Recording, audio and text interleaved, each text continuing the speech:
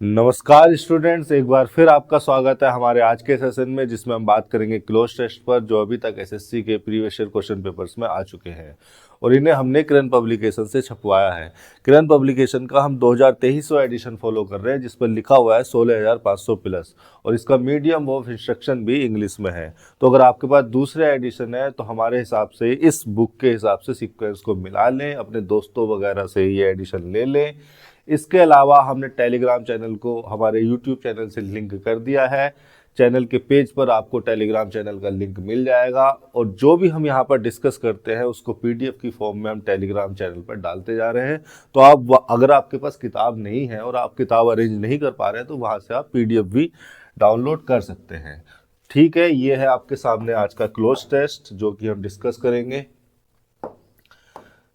देखिए, cloze test को मैं फिर से वही बात रिपीट करता हूं कि जब क्लोज टेस्ट को एग्जामिनर देता है आपके एग्जाम में तो वो केवल आपकी ग्रामर की अंडरस्टैंडिंग नहीं, केवल आपकी वोकैबुलरी नहीं, वो आपका चेक करना चाहता है कि ग्रामर की अंडरस्टैंडिंग को, अपनी वोकैबुलरी की अंडरस्टैंडिंग को आप इम्प्लीमेंट कर पाते हैं या नहीं किसी ऑब्जेक्टिव कंटेक्स्ट में। वो ओवरऑल आपकी इंग्लिश लैंग्वेज की समझ को चेक करना चाहता है। तो इसके लिए ज़रूरी है कि आपकी रीडिंग स्किल्स, आपकी कॉम्प्रिहेंशन स्किल्स भी अच्छी हो। आपको पता लगना चाहिए किसी सेंटेंस को पढ़कर, किसी पैराग्राफ को, किसी क्लोज को पढ़कर आपको पता लगना चाहिए कि किस ऑब्जेक्टिव मीनिंग में या किस ऑब्जेक्टिव कंटेक्स्ट को में किस ऑब्जेक्टिव मीनिंग को कन्वे करने के लिए लिखा गया है। देखिए, सामने आपके एक पैराग्राफ है, इसमें कुछ ब्लैंक्स दिए गए हैं, इन ब्लैंक्स को फिल करना है ऑप्शन की हेल्प लेकर। और ये जो ऑप्शन है ये जरूरी नहीं केवल आपकी ग्रामर से हो या वोकैबुलरी से हो। कई बार ऐसा होता है ना कि सिमिलर वर्ड्स आपको दे दिए जाते हैं तो ग्रामर भी आपकी हेल्प नहीं करती, मीनिंग भी आपकी हेल्प नहीं करती। लेकिन अगर आपकी रीडिंग स्किल्स अच्छी है और आप उस ऑब्जेक्टिव मीनिंग को पकड़ पा रहे हैं, उस ऑब्जेक्टिव थीम को पकड़ पा रहे हैं, तो आप उस वर्ड तक पहुंच जाते हैं जो कि वहां पर अप्रोप्रिएट होना चाहिए। देखिए, चलिए शुरू कर लेते हैं। पहली आपका जो लिखा हुआ है, the word ticket is to every language in India. क्या ऑप्शन दिए हुए हैं? General, peculiar, common, familiar. सबसे पहले तो इनका मीनिंग आपको पता होना चाहिए, फिर उसके बाद पता होना चाहिए कि किस तरह के सिंटेक्स में कौन सा वर्ड सही रहेगा, सुटेबल रहेगा। देखिए, जनरल का मतलब होता है नॉट स्पेसिफिक। नॉट स्पेसिफिक ये यूं कहिए कि रिलेटिंग टू ऑल और मोस्ट पीपल, प्लेसेस और थिंग। कोई भी ऐसी चीज जो बहुत सारे लोगों से या सारे लोगों से रिलेट करे, सारी चीजों से रिलेट करे, उसको जनरल कह दिया जाता है, जो स्पेसिफिक ना हो। ठीक है, ये होता है जनरल का मीनिंग। पीक्यूलर का क्या मीनिंग होता है? पीक्यूलर का मतलब होता है अनयूजुअल और स्ट्रेंज। एक मीनिंग तो इसका यही निकल के आता है। फिर एक मीनिंग और इसका निकल के आता है, जो कोई भी ऐसी चीज जो कि किसी पर्टिकुलर प्यूपिल या पर्टिकुलर थिंग से रिलेट करे, उसको भी हम पीक्यूलर कह सकते हैं। जैसे कि मैं लिख सकता हूं, relating to only particular pupil और थिंग। मतलब स्पेसिफिक, यहां पर पीक्यूलर का मीनिंग स्पेसिफिक के सिमिलर हो जाता है। पर्टिकुलर, प्यूपिल और थिंग, कोई भी ऐसी चीज जो स्पेसिफिक लोगों से ही रिलेट करे, स्पेसिफिक चीजों से ही रिलेट करे, उसको पीक्यूलर कहा जा सकता है। जैसे कि एग्जाम्पल के तौर पर मैंने आपको ये क्लियर करने के लिए एक हैट लगवाया है यहाँ पर। ये हैट देखिए, ये देखिए हैट आपको दिख रहा होगा यहाँ पर, इसको लिखे हुए को अभी इग्नोर करो। ये हैट आपको दिख रहा होगा आप पर। ये हैट आपको पता है कि वेस्टर्न आउटफिट पर ही ये चलता है, वेस्टर्न आउटफिट पर ही ये सूट करेगा। अगर कोई कुर्ते पजामे पे इसको पहन ले तो जोकर लगेगा। तो एग्जाम्पल के तौर पर आप लिख सकते हैं, एग्जाम्पल के तौर पर आप लिख सकते हैं, this type of hat is peculiar to western outfits. ठीक है, ये peculiar का यूज होता है, उसके साथ टू प्रीपोजिशन हम लगा देते हैं, फिर उसके बाद आ गया प्रीपोजिशन का ऑब्जेक्ट। ठीक है, इतनी बात ये peculiar को समझने के लिए हो गई। इसको मैं इरेज कर देता हूं। वापस हमारे क्वेश्चन पर चलते हैं।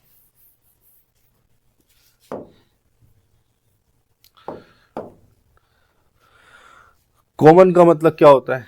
कॉमन का मतलब हो गया जो चीज या कोई भी ऐसी चीज या कोई भी ऐसा फीचर जो सब जगह हो, उसको हम कॉमन कह सकते हैं, है ना। कॉमन के लिए मैं लिख देता हूं the same in a lot of places. बहुत सारी जगह पर, या टू या for the same in a lot of places और for a lot of people. Lot of people या बहुत सारे लोगों के लिए बहुत सारे स्थानों पर कोई चीज सेम है तो हम उसको क्या कह सकते हैं? कॉमन कह सकते हैं। और इस कॉमन के साथ भी हम टू प्रीपोजिशन लगाकर चलते हैं। फेमिलियर वर्ड का मीनिंग जान लेते हैं। फेमिलियर वर्ड का मीनिंग को समझने के लिए जरा यहाँ आ जाओ, कोई बात नहीं। फेमिलियर, देखिए फेमिलियर का मतलब होता है well known, because of close association. देखिए फेमिलियर वर्ड का जो रूट वर्ड रहा होगा वो फैमिली से रहा होगा, फैमिली से। और फैमिली जो होती है हमारी, हम उसके साथ क्लोज एसोसिएशन में होते हैं। तो अगर किसी भी चीज के साथ हम क्लोज एसोसिएशन में होते हैं और क्लोज एसोसिएशन की वजह से हम उसे अच्छे से जानते हैं, तो हम कह सकते हैं familiar, we are familiar with this thing. तो well known because of close association, एक मीनिंग तो यही हो गया इसका। दूसरा मीनिंग भी सिमिलर है, हैविंग नॉलेज ऑफ समथिंग। ठीक है, दोनों एक ही जैसे मीनिंग है, या एक ही मीनिंग को मैंने दो तरीके से लिखवा दिया। और वो इसलिए क्योंकि मैं कुछ एग्जाम्पल समझाना चाहता हूँ आपको। जैसे कि फैमिलियर के साथ ना, फैमिलियर के साथ आप टू प्रीपोजिशन भी लगा सकते हैं, और फैमिलियर के साथ आपको विद प्रीपोजिशन भी लगा हुआ मिल जाएगा। तो किस सिचुएशन में आपको टू लगाना है, किस सिचुएशन में आपको विद लगाना है, ये भी जरा समझ लेते हैं। एग्जाम्पल के तौर पर अगर मैं लिख रहा हूं this city is familiar to me, तो पर्सन को अगर मैं लिख रहा हूं तो मुझे प्रीपोजिशन लगाना चाहिए टू। तो familiar to someone.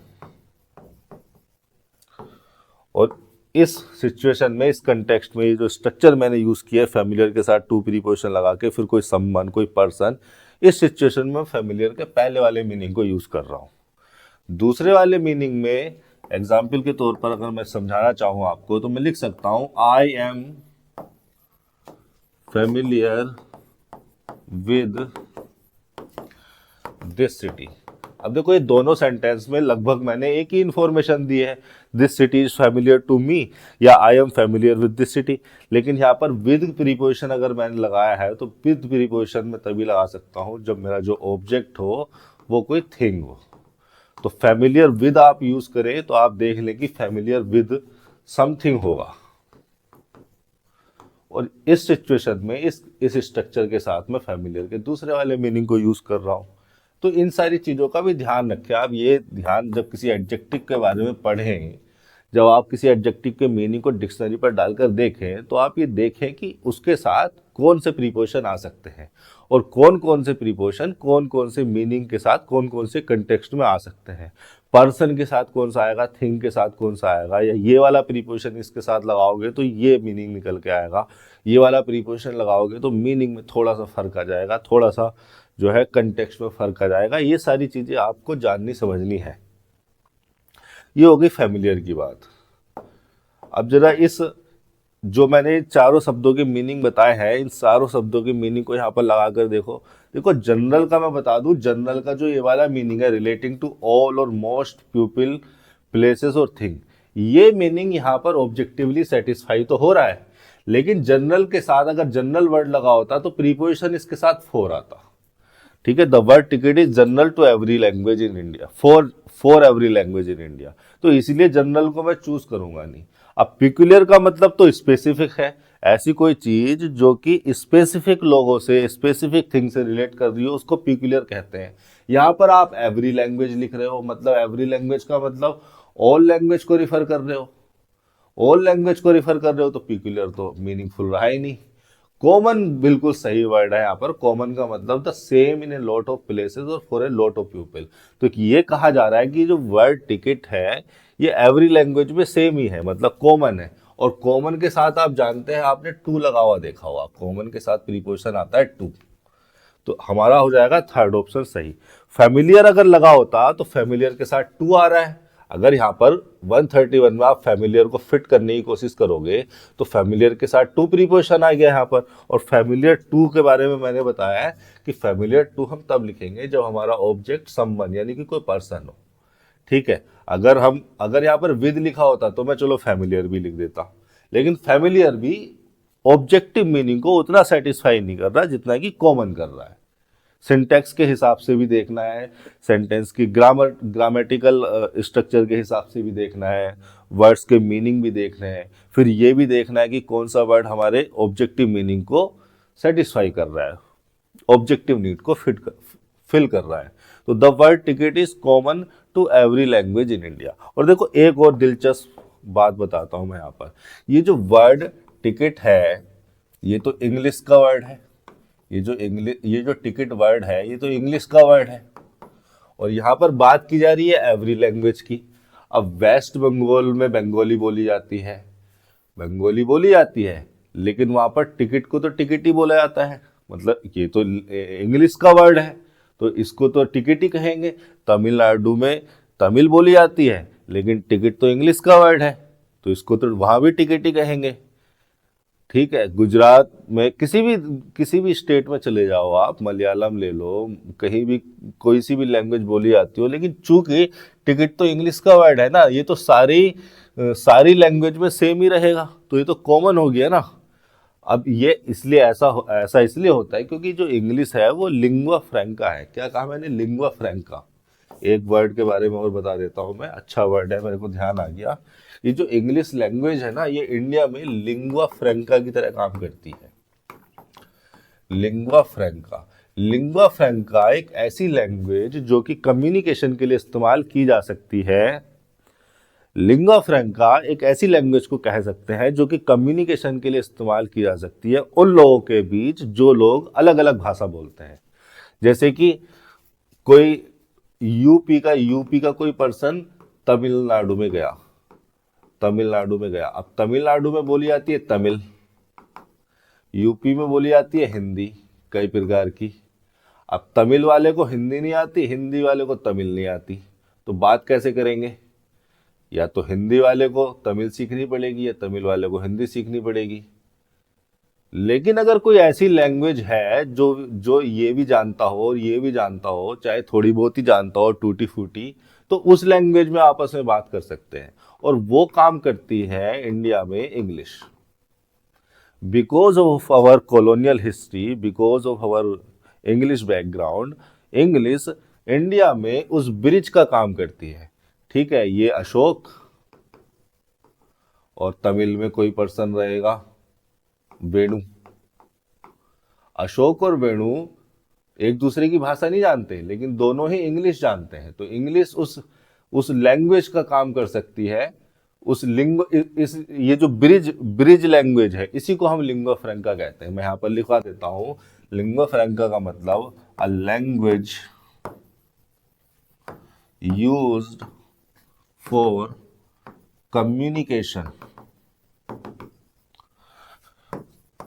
between people who speak different language।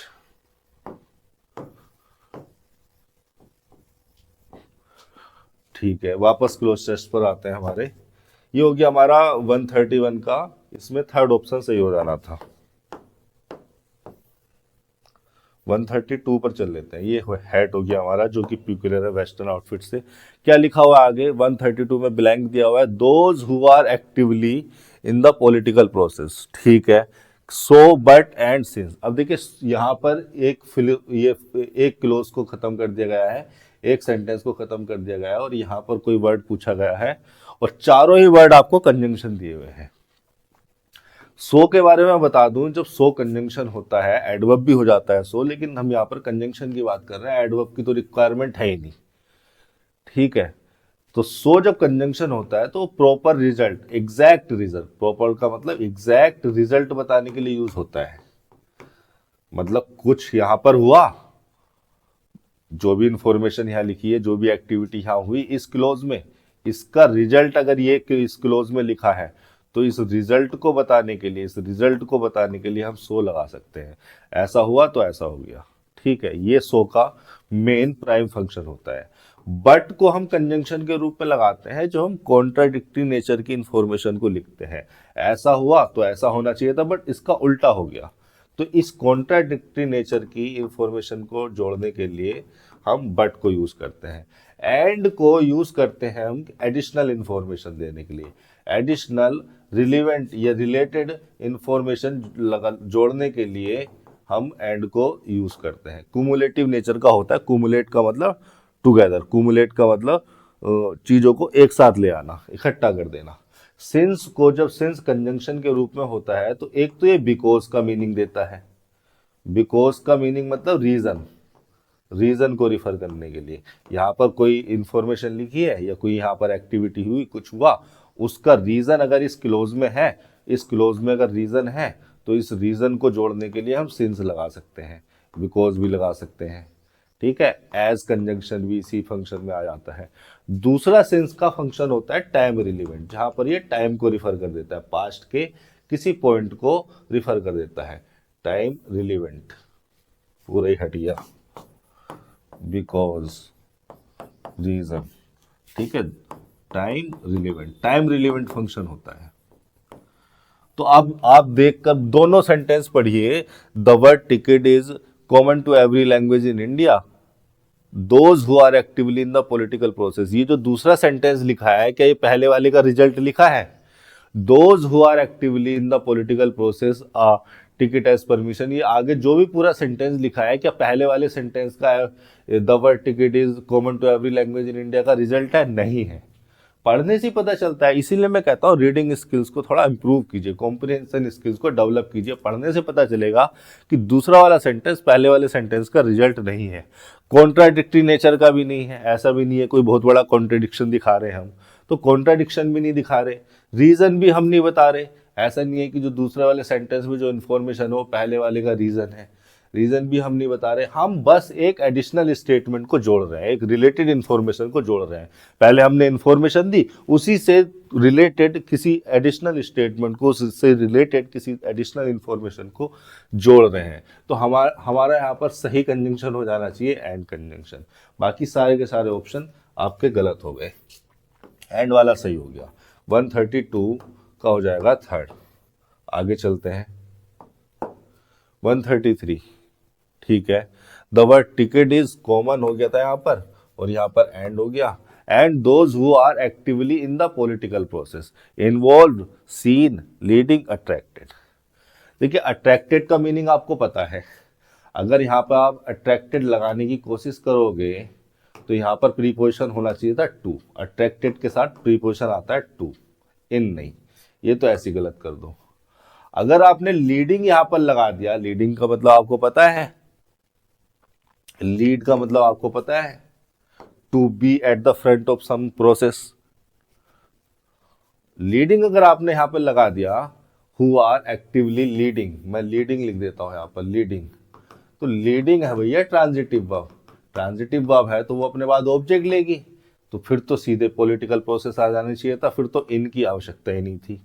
तो लीडिंग भी यहाँ पर नहीं होगा, हटा दो इसको भी, ये ऑप्शन भी गलत हो गया। सीन का मतलब आप जानते हैं, वर्ब की थर्ड फॉर्म लगी हुई है। अगर आपने यहाँ पर सीन लगा दिया, those who are actively seen in the political process, देखिए सीन यहाँ पर हो सकता है, लेकिन अगर आप ध्यान दें एक्टिवली पर, तो एक्टिवली एक एडवर्ब है और ये एडवर्ब लगाया जा रहा है इस सीन के लिए, और ये जो सीन हो रही है वर्ब की थर्ड फॉर्म एडजेक्टिव की तरह काम कर रही है, पास्ट पार्टिसिपल की तरह। अब ये जो एडवर्ब लगाया जा रहा है सीन के साथ कोलोकेट नहीं हो रहा। कोलोकेट मतलब एक साथ आके सही सुटेबल मीनिंग को नहीं दे रहा। एक्टिवली सीन, पैसिवली सीन का क्या मतलब है? मीनिंगलेस हो रहा है कि मतलब एक्टिवली उसको उनको देखा गया या पैसिवली देखा गया। एक्टिवली कोई एक ऐसा एडवर्ब नहीं है जो सीन को मॉडिफाई करने के लिए, सीन एडजेक्टिव को मॉडिफाई करने के लिए यहाँ आ सके। इससे बेहतर वर्ड है इन्वॉल्व, और इन्वॉल्व का मीनिंग आपको बता दूंगा, जो कि अभी तक बताया नहीं है मैंने, तो आप समझ जाओगे कि इन्वॉल्व क्यों आना चाहिए यहाँ पर। देखिए इन्वॉल्व वर्ब है, इन्वॉल्व वर्ब है और इसका मतलब है कंटेन एज पार्ट या इंक्लूड। एक मीनिंग तो इसका, इसके मीनिंग को ना ठीक से समझ लेते हैं, और भी कहीं किसी सिचुएशन में आपके आ सकता है ये वर्ड इन्वॉल्व। इन्वॉल्व का एक मीनिंग तो यही है कंटेन एज पार्ट, या यहां पर ये इंक्लूड के सिमिलर मीनिंग को जनरेट करता है। दूसरा मीनिंग ये हो सकता है एंगेज एज पार्टिसिपेंट, पार्टिसिपेंट की तरह एंगेज कर लेना। अब इसी दूसरे मीनिंग को कन्वे करते हुए हमने इन्वॉल्व एडजेक्टिव बना दिया, वर्ब की थर्ड फॉर्म को पास्ट पार्टिसिपल यानी कि एडजेक्टिव बना दिया।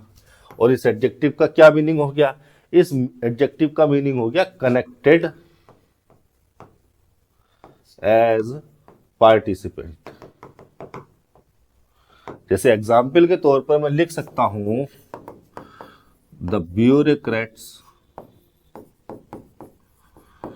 वर involved in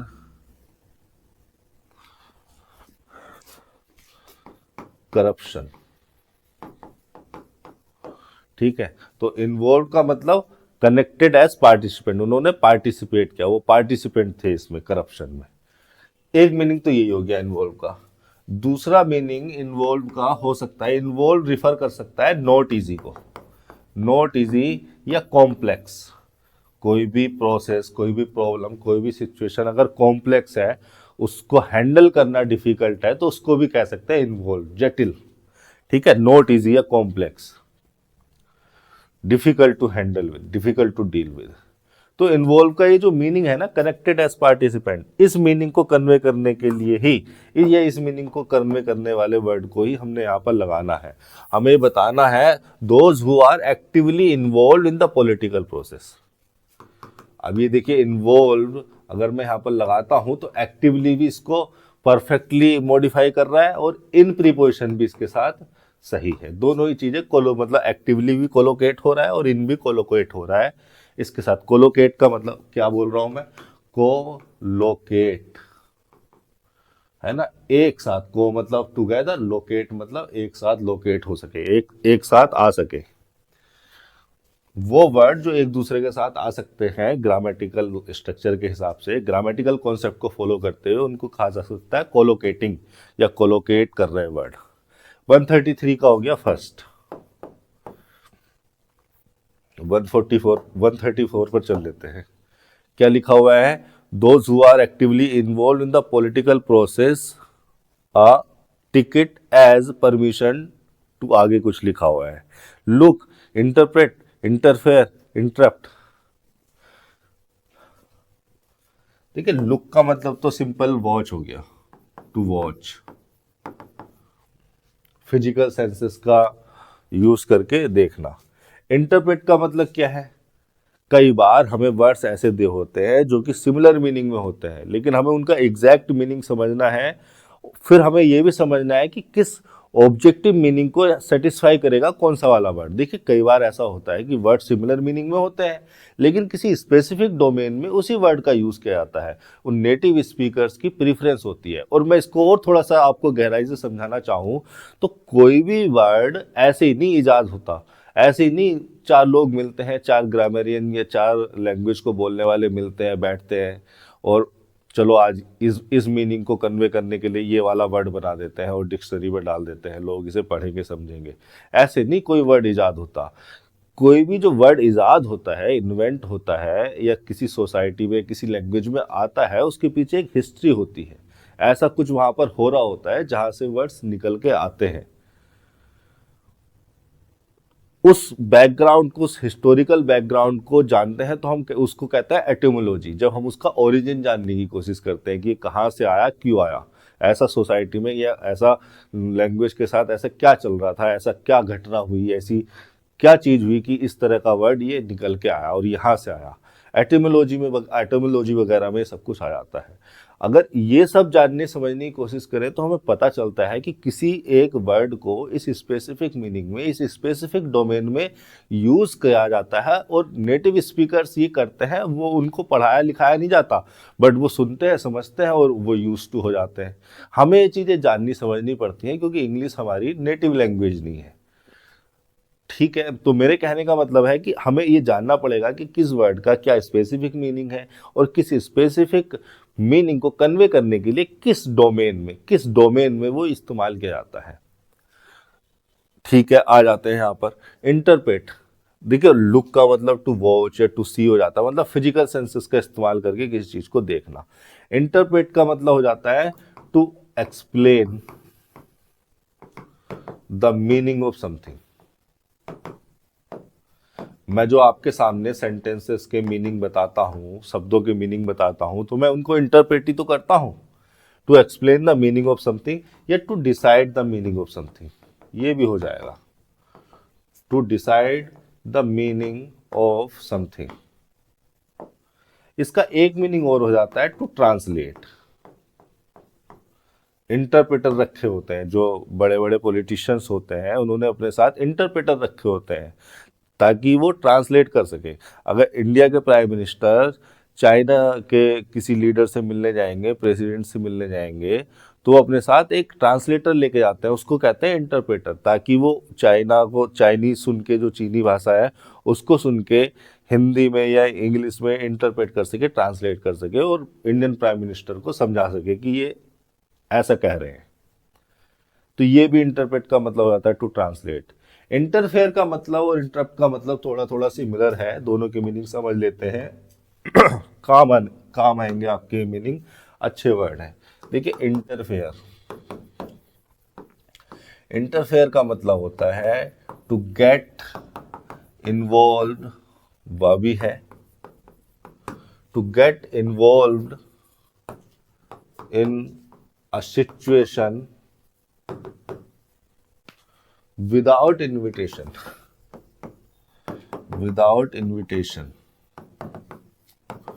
to cause hindrance।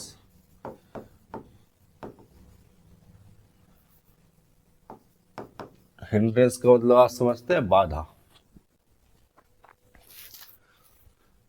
या एक मीनिंग इसका ये हो सकता है to stop something from continuing. कोई प्रोसेस चल रही है, आपने उसको स्टॉप कर दिया, कंटिन्यू होने से, चलने से आगे आपने इंटरफेयर कर दिया। या दो चार लोग आपस में बात कर रहे हैं, या कोई एक्टिविटी, कोई प्रोसेस चल रही है, आप उसमें इन्वॉल्व हो गए, आपने उसको रोक दिया, आपने इंटरफेयर कर दिया। दूसरा हमारा वर्ड था इंटरप्ट।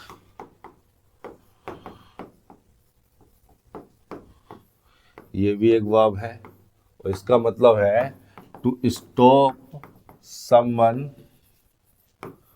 फ्रॉम टॉकिंग या स्पीकिंग। कोई कुछ स्पीक कर रहा है, उसको रोक दिया, बीच में आप बोल पड़े।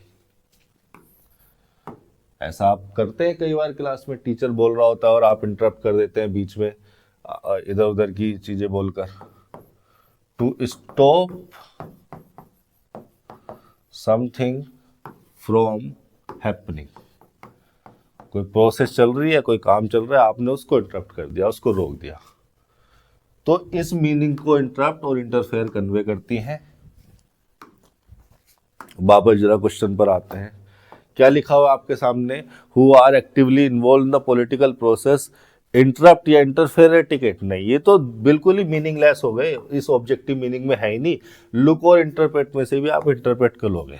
लुक क्योंकि एक फिजिकल सेंसेस का इस्तेमाल करके किसी चीज को देखना या ऑब्जर्व करना, इस तरह के मीनिंग में चला जाता है।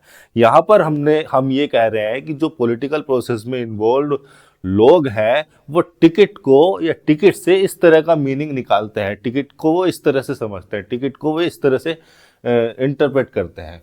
Interpret a ticket as permission. अब आगे इलेक्शन। अब देखो, इसमें देखो 135 में,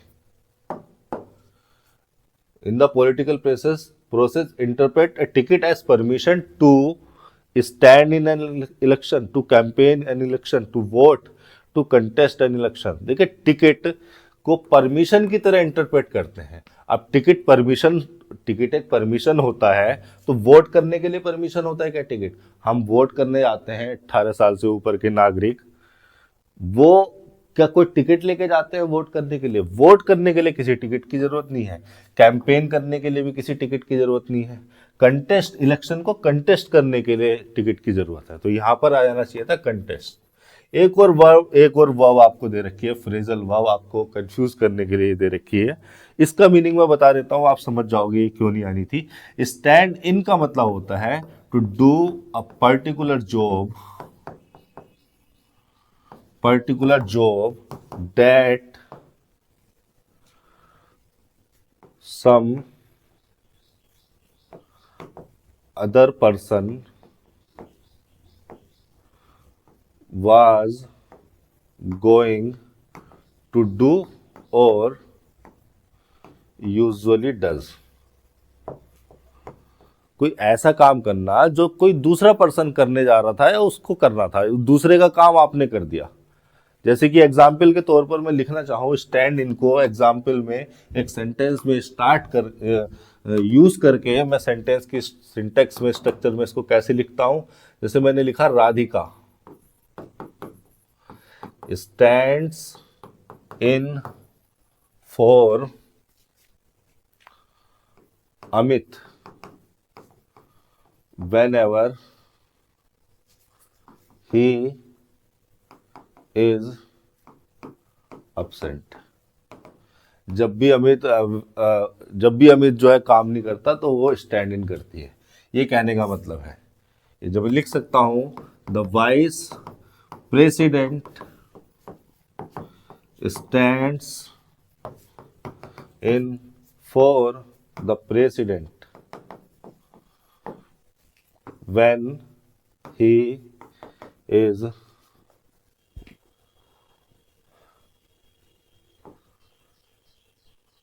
dead। अगर प्रेसिडेंट मर जाए तो उसकी जगह कौन काम करेगा? Vice president. ये है स्टैंड इन का मतलब। तो इस मीनिंग को कन्वे करने के लिए तो हमने यहाँ पर सेंटेंस लिखा नहीं है, यहाँ पर तो सीधे कहा जा रहा है those who are actively involve in the political process interpreted ticket as permission to contest an election. ठीक है, स्टैंड इन नहीं, टू कंटेस्ट एन इलेक्शन। 135 का हो गया 4। एक्चुअली में हिंदी में ये बोला जाता है ना कि इलेक्शन में खड़े हो गए। ये तो बोला जाता है कि ये इस वाले चुनाव में खड़े हैं, ये इस वाले टिकट से इस वाली पार्टी से ये व्यक्ति खड़े हैं। तो उस हिंदी के मीनिंग को जो हिंदी में ट्रांसलेट करके पढ़ते हैं ना इंग्लिश को, उन्हें यहाँ पर कंफ्यूजन हो जाएगा। इसी कंफ्यूजन का फायदा उठाने के लिए उसने स्टैंड इन फ्रेजल वर्ब को दिया है। इसलिए मैं कहता हूँ कि हिंदी में ट्रांसलेट करके इंग्लिश को पढ़ना, ये इंग्लिश नहीं पढ़ रहे हो आप ट्रांसलेशन सीख रहे हो। 135 हो गया, 136 पे चले जाओ। ठीक है, ticket as a permission to contest an election as candidate inside a political party. Inside preposition को इस्तेमाल किया जाता है, जैसे कि ये बॉक्स वगैरह है, कुछ इसके अंदर रखा हुआ है, तो मैं लिख सकता हूं what is inside the box. Inside को हम तब यूज करते हैं जब कोई क्लोज्ड थिंग हो, क्लोज्ड थिंग, कन्फाइनमेंट हो, इनसाइड जिसकी साइड हो और उस साइड के अंदर कुछ हो। ठीक है, और साइड उसी की हो सकती है जो क्लोज्ड हो, कोई ओपन रहेगा तो उसकी साइड हो ही नहीं सकती। तो इनसाइड तो छोड़ दो, ऑफ प्रीपोजिशन यहां पर आ जाना था। एक्चुअली में हम कैंडिडेट का रिलेशन बता रहे हैं पॉलिटिकल पार्टी से, या बिलोंगनेस बता रहे हैं कि वो किससे बिलोंग करता है। उस फंक्शन के लिए हम ऑफ प्रीपोजिशन लगाते हैं, और उस प्रीपोजिशन के बाद उसका ऑब्जेक्ट ऑफ पॉलिटिकल पार्टी।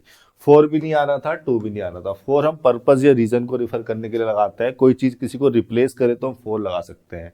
2 हम रिसिपिएंट के लिए लगाते हैं या फिर डेस्टिनेशन लास्ट पॉइंट के लिए लगाते हैं। मेनली 4 और 2 के यही फंक्शन है, बाकी कंटेक्स्ट के हिसाब से चेंज भी होता रहता है, अलग अलग वर्ब के साथ, अलग अलग एडजेक्टिव के साथ। तो ये हो गया आपका 136 का 2, candidate of a political party. 137 पर चल लेते हैं। The leader if elected sits in the assembly, the party if elected sits in the assembly. देखिए पार्टी इलेक्ट नहीं होती, इलेक्ट होता है कैंडिडेट, ठीक है। और यहाँ पर बताया भी है कि as candidate of a political party, ऊपर लिखा हुआ है कैंडिडेट, तो कैंडिडेट ही कंटेस्ट कर रहा है इलेक्शन को, तो इलेक्ट भी कैंडिडेट को किया जाएगा, तो सही ऑप्शन था कैंडिडेट। टिकट भी इलेक्ट नहीं होता। लीडर तो किसी को भी कहा जा सकता है, लीडर तो उसको भी कहा जा सकता है जो इलेक्शन को कंटेस्ट ना कर रहा हो, इलेक्शन से बाहर हो। लीडर का मतलब someone who Leeds, someone who Leeds. जो हार जाता है वो भी लीडर ही है। भाई जो हार गया इलेक्शन में, क्या वो लीडर नहीं था? वो भी तो कुछ लोगों को लीड कर रहा था। और तो लीडर तो किसी को भी कहा जा सकता है। यहां पर सही ऑप्शन होना चाहिए था कैंडिडेट, ये ज्यादा अप्रोप्रिएट है। द कैंडिडेट इफ इलेक्टेड, वही कैंडिडेट जिसने इलेक्शन कंटेस्ट किया, ऊपर वाली लाइन में द कैंडिडेट, इसीलिए दावी लगाया गया है, देखो, ठीक है। यहां पर इसको स्पेसिफिक भी किया गया है, the candidate if elected sits in the, अब यहां पर 138 में ब्लैंक है, देख लेते हैं ऑप्शन क्या है, ठीक है। The candidate if elected sits in the legislative assembly, legal assembly, political assembly, electoral assembly. देखिए इलेक्टोरल का मतलब होता है रिलेटिंग टू एन इलेक्शन, कुछ भी इलेक्शन से रिलेट किया जाएगा तो क्या कह देंगे, इलेक्टोरल। जैसे आजकल बहुत सुनने में आ रहा है इलेक्टोरल बॉन्ड, ठीक है, इलेक्टोरल बॉन्ड सुनने में आ रहा है, तो ऐसे बॉन्ड जो किसी इलेक्शन से रिलेट करते हो, तो इलेक्टोरल का मतलब हो गया किसी इलेक्शन से रिलेटेड। क्या यहाँ पर इलेक्टोरल असेंबली की बात हो रही है? क्या जो कैंडिडेट इलेक्ट किया गया है वो इलेक्टोरल असेंबली में बैठेगा? नहीं। इलेक्शन से तो वो, इलेक्शन की प्रोसेस से तो वो गुजर के आ गया ना, इलेक्ट तो वो हो गया। इलेक्टेड का मतलब क्या है? इलेक्शन की प्रोसेस से वो गुजर चुका, अब वो इलेक्टोरल असेंबली में क्यों बैठेगा? तो ये तो हटा दो। पॉलिटिकल असेंबली, पॉलिटिकल असेंबली हो सकता है, अभी अभी देखेंगे, देखते हैं अभी और दूसरे वर्ड्स क्या है। लीगल तो नहीं हो सकता। देखिए अगर हम किसी असेंबली को लीगल असेंबली कह रहे हैं तो कोई इलीगल असेंबली भी होगी, मतलब लीगल असेंबली मतलब कोई इलीगल असेंबली भी एग्जिस्टेंस में हो सकती है। अब लीगल असेंबली या इलीगल असेंबली से हम रिफर क्या करना चाह रहे हैं? लीगल असेंबली से हम रिफर करना चाह रहे हैं एक ऐसी असेंबली जो कि लॉ के हिसाब से एक्सेप्टेबल हो। लॉ के मतलब जो उस रीजन का, उस नेशन का, सोसाइटी का जो लॉ है उसके हिसाब से लीगल हो, क्रिमिनल ना हो, इलीगल ना हो। तो ऐसी किसी असेंबली को रिफर करना चाह रहे हैं हम, लीगल और इलीगल असेंबली को नहीं। हम रिफर करना चाह रहे हैं एक्चुअली में लेजिस्लेटिव असेंबली को। लेजिस्लेटिव जो वर्ड है वो बना है लेजिस्लेट से। लेजिस्लेट का मतलब होता है, लेजिस्लेट क्या है? वर्ब है। लेजिस्लेट का मतलब होता है टू मेक लॉज। लेजिस्लेटिव का मतलब हो गया मेकिंग लॉज। लेजिस्लेटिव क्या हो गया? Making laws. ये एडजेक्टिव हो गया लेजिस्लेटिव। तो हम एक ऐसी असेंबली की बात कर रहे हैं जो कानून बनाती हो लोगों के लिए, अपने नागरिकों के लिए, ठीक है। तो the candidate if elected sits in the legislative assembly, एक ऐसी असेंबली में जाकर वो बैठेगा जहां पर जो कि कानून बनाती हो लोगों के लिए। तो लेजिस्लेटिव सही वर्ड होना चाहिए था। पॉलिटिकल असेंबली तो सारी की सारी होती है, जितनी भी पॉलिटिकल पार्टीज में असेंबली होती है वो अनइलेक्टेड होती है, वो लोग ऐसे ही आ जाते हैं जो टॉप लीडर होते हैं। तो पॉलिटिकल असेंबली तो जनरल वर्ड हो गया। पॉलिटिकल अगर हम असेंबली के साथ लगा रहे हैं तो पॉलिटिकल क्या है? जनरल वर्ड हो गया। सभी प्रकार की असेंबली को जो कि पॉलिटिशियन हेल्ड करते हैं या जहां पर पॉलिटिशियन इन्वॉल्व होते हैं, सभी प्रकार की असेंबली को पॉलिटिकल असेंबली कहा जा सकता है। पॉलिटिकल जनरल वर्ड हो गया। लेजिस्लेटिव एप्रोप्रिएट वर्ड है, स्पेसिफिक वर्ड है, जिस असेंबली में जाकर बैठेगा उस असेंबली को मॉडिफाई करने के लिए, जिस असेंबली में वो कैंडिडेट जाकर बैठेगा अगर इलेक्ट हो जाता है। तो लीगल और इलीगल असेंबली से भी हम कुछ और ही रिफर कर रहे थे।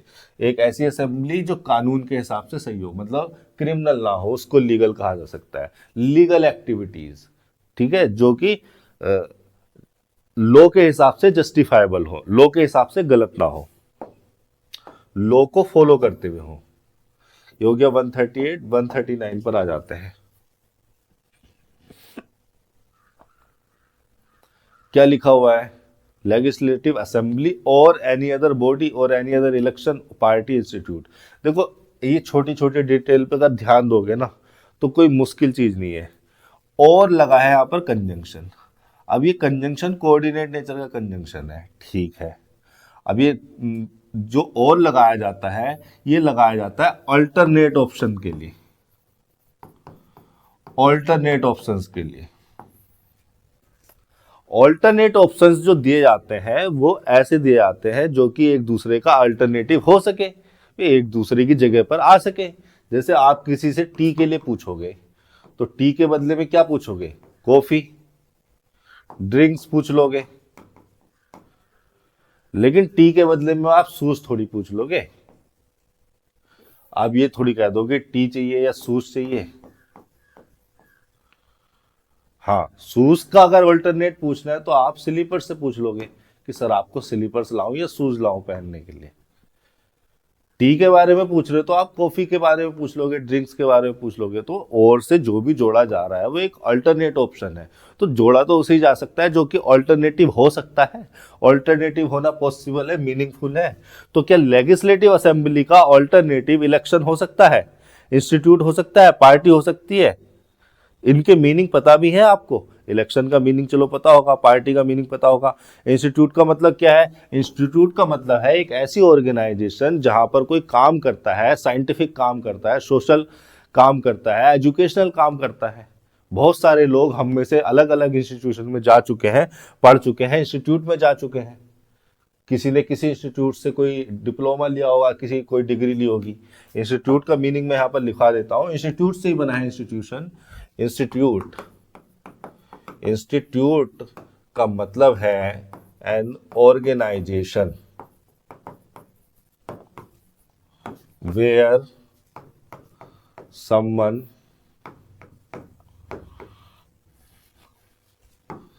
डज सोशल, एजुकेशनल और scientific work of any type. किसी भी प्रकार का कोई सोशल एजुकेशनल काम यहाँ पे किया जाता है, पढ़ाई की जाती है, किसी चीज़ पर रिसर्च की जा सकती है, उसको हम इंस्टीट्यूट कहते हैं। तो ये ऐसा तो है नहीं कि इलेक्शन में वो जीतेगा और किसी इंस्टीट्यूट में जाकर बैठेगा। और इंस्टीट्यूट तो इसका लेजिस्लेटिव असेंबली का कोई अल्टरनेटिव ऑप्शन हो भी नहीं रहा है। ऑब्जेक्टिवली मीनिंग जो जो हम जिस ऑब्जेक्टिव मीनिंग में इस पूरे पैराग्राफ को लेके चल रहे हैं उस मीनिंग में तो फिट ही नहीं हो रहा है। कोई एजुकेशन पे तो ये है नहीं पैराग्राफ। इलेक्शन तो वैसे ही नहीं इसका ऑल्टरनेट ऑप्शन होना था, पार्टी भी नहीं होना था। बॉडी हो सकता है। बॉडी इसलिए हो सकता है क्योंकि बॉडी का मतलब है a group of people who works together. इसको भी एक बॉडी कह दिया जाता है। हाँ, बॉडी का मतलब एनी स्ट्रक्चर तो होता ही है। बॉडी का मतलब एनी स्ट्रक्चर। जैसे मैं कहूँ आपसे कि ये जो चारों तरफ आपके सामने है ये स्मार्ट बोर्ड, ये इसकी बॉडी है, तो ये इसकी स्ट्रक्चर है। तो किसी स्ट्रक्चर को तो रिफर करते ही है बॉडी में। ये मेरी बॉडी है, ये तो क्या है? ये मेरा ढांचा है, ये मेरी स्ट्रक्चर है। तो किसी स्ट्रक्चर को तो रिफर करता ही है बॉडी। लेकिन बॉडी का मतलब a group of people who works together for a particular purpose, ये भी बॉडी का मतलब होता है। और जो असेंबली जो वर्ड लिखा था, असेंबली बना है असेंबल से। असेंबल का मतलब इधर उधर पार्ट्स उठाकर उनको इकट्ठा कर देना, उसकी होल बना देना। असेंबल का मतलब होता है टू मेक होल। ठीक है, असेंबल का मतलब असेंबल। कंप्यूटर असेंबल किए जाते हैं, कार को असेंबल किया जा सकता है, अलग अलग पार्ट्स को मिलाकर एक बना दिया। To combine parts to make whole, ये असेंबल का मतलब होता है।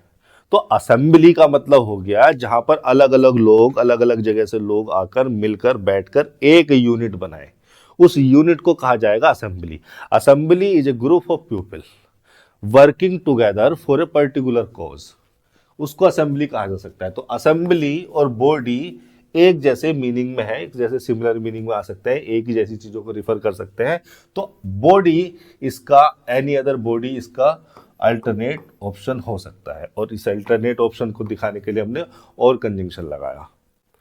देखिए मैं यहाँ पर चीज़ों को चूंकि इतनी डिटेल में समझाता हूँ तो यहाँ पर टाइम लग जाता है, लेकिन अगर आपने अपने दिमाग को इस तरह से चलाने की आदत डाल ली, 100-200 किलो टेस्ट इस तरह से लगा लिए, इस अप्रोच को आप फॉलो करने लग गए, 4-5-6 महीने जितना भी समय आपको लगेगा, शुरुआत में लगेगा, शुरुआत में मेहनत करनी है, लेकिन जब आपका दिमाग इस तरह से काम करने लगेगा, आपकी समझ डेवलप हो जाएगी, आपकी लर्निंग इंप्रूव हो जाएगी, उसके बाद टाइम नहीं लगेगा इन चीज़ों में। बहुत 2-3 मिनट में एक क्लोज टेस्ट को क्या आगे निकल गए, 4 मिनट में एक क्लोज टेस्ट को क्या आगे निकल गए, इतना समय लगता है। चीज़ें एकदम फिर उसके बाद हमारे साइंस में ये चीज़ें आ जाती है ना। ठीक है, तो ये हो गया हमारा 139। आगे चल लेते हैं 140। ठीक है, तो क्या कहा जा रहा था, लेजिस्लेटिव असेंबली और any other body for which he see contest as candidate of that party, participant of that party, interpreter of that party, representative of that party. दोबारा से पढ़ लेते हैं पूरा sentence. The candidate if elected sits in the legislative assembly और any other body for which he see contest. अच्छा ठीक है, देखो ये एज ऑफ दैट पार्टी किसके लिए लगाया गया है, ये एज ऑफ दैट पार्टी, ये जो प्रीपोजिशनल फ्रेज लगाई गई है, एज यहाँ पर प्रीपोजिशन है, ये प्रीपोजिशनल फ्रेज लगाई गई है इस सिट्स इनके मीनिंग को मॉडिफाई करने के लिए। ठीक है, उसके मैंने उस बताने के लिए कि वो किस तरह से जो है वहां पर बिहेव करते हैं, किस तरह से वहां पर शिट इन करते हैं। तो कैंडिडेट तो वो पहले था, जब वो इलेक्ट नहीं हुआ था तब कैंडिडेट था, इलेक्ट होने के बाद तो अब वो कुछ और है। क्या है वो, रिप्रेजेंटेटिव है। तो पार्टिसिपेंट का मतलब तो वो हो गया जो कि पार्टिसिपेट कर रहा हो। पार्टिसिपेंट मतलब जैसे कि किसी कंपटीशन में पार्टिसिपेट कर रहा हो या किसी प्रोसेस में पार्टिसिपेंट हो, वो भी हो सकता था। लेकिन इंटरप्रेटर तो बिल्कुल ही नहीं होगा, ट्रांसलेटर की तरह तो वहां पर वो कोई भी जो चुन के जाता है, चाहे आपका एमएलए हो या एमपी हो, चुनाव चल रहे हैं, चुनाव का टाइम चल रहा है, आपको पता होगा, जो भी चुन के जाता है वो रिप्रेजेंटेटिव होता है। रिप्रेजेंटेटिव का मतलब someone who represent the interest of other people और देयर पार्टी। मैं यहाँ पर लिख देता हूँ रिप्रेजेंटेटिव। रिप्रेजेंटेटिव का मतलब someone who represent the interest